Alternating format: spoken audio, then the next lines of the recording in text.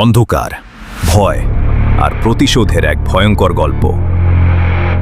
যশ এবার এমন এক দুনিয়ায় ফিরছে যেখানে পাওয়ার মানেই মৃত্যু আর বিশ্বাস মানেই বিট্রেয়াল।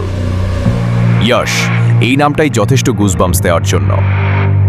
কেজিএফ এর পর এবার সে আসছে আরও ডার্ক, আরও ডেঞ্জারাস এক ক্যারেক্টারে। টিজার আমাদের সরাসরি কিছু বলে না, কিন্তু ছোট ছোট হিন্টস দেয়। একটা আন্ডারওয়ার্ল্ড যেখানে ড্রাগস, ক্রাইম আর পাওয়ার গেম চলছে। এখানে কেউ কাউকে বিশ্বাস করে না। তার চোখে যে আগুন, সেটা শুধু রেজ না, সেটা রিভেঞ্জ। সে হিরো না, ভিলেন না, সে এক পিওর কেওস। এই স্টোরিটা শুধু ক্রাইম না, এটা একটা পাওয়ার স্ট্রাগল। কে কন্ট্রোল করবে এই dangerous world?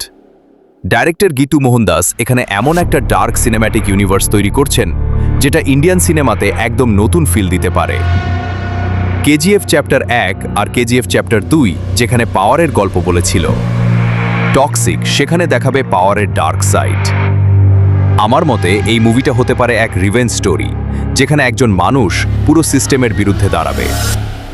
This time it's not just a story, it's toxic. ভিডিওটা ভালো লাগলে লাইক দাও, এমন আরও ভিডিও বানানোর ইন্সপিরেশনের জন্য কমেন্ট করো, অ্যান্ড ডু সাবস্ক্রাইব।